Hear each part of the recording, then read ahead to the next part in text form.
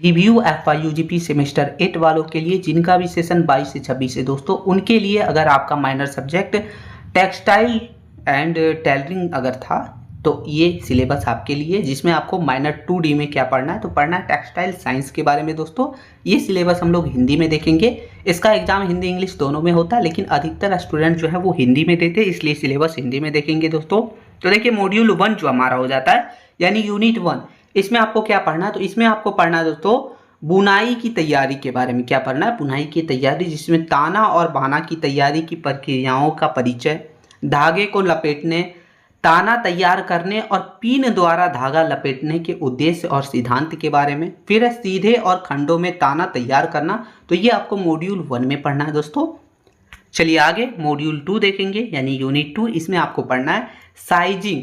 ठीक है, साइजिंग, तो साइजिंग के उद्देश्य, साइजिंग में प्रयोग होने वाली विभिन्न सामग्री वगैरह के बारे में, धागों को करधे में डालना और व्यवस्थित करना, ये पढ़ना है। इसके उद्देश्यों एवं सामग्री के प्रवाह की प्रक्रिया वगैरह, तो ये सभी चीज हमें पढ़ना है मॉड्यूल 2 में यानी यूनिट 2 में। चलिए मॉड्यूल 3 देखेंगे दोस्तों। तो मॉड्यूल 3 हमारा क्या है, तो देखिए मॉड्यूल 3 है कि करधे की मूल अवधारणा, फिर इसका करधे के प्रकार, जिसमें हस्त करधा हो गया, विद्युत करधा हो गया, स्वचालित करधा हो गया, करधों की प्राथमिक, द्वितीयक और सहायक गतियों के बारे में पढ़ना है दोस्तों। फिर है करधे में सामग्री से गुजरने की यानी गुजरने की सामान्य प्रक्रिया, टेपेड करधे के मूल सिद्धांत और कपड़े में होने वाले दोष वगैरह, तो ये आपको मॉड्यूल 3 में पढ़ना है। चलिए आगे मॉड्यूल 4 देखेंगे।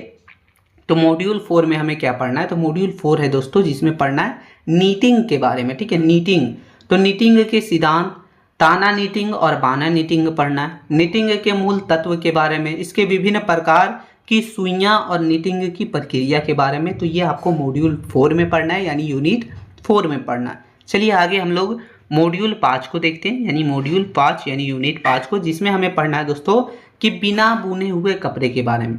तो बिना बुने हुए कपड़े की परिभाषा, इसका वर्गीकरण, बिना बुने हुए कपड़ों के प्रकार और उसका उपयोग, तो ये सभी चीज़ आपको पढ़ना है मॉड्यूल 5 में। और ये आपका सिलेबस था दोस्तों। टेक्सटाइल डिजाइन एंड टेलरिंग अगर आपका सब्जेक्ट है तो ये आपका था।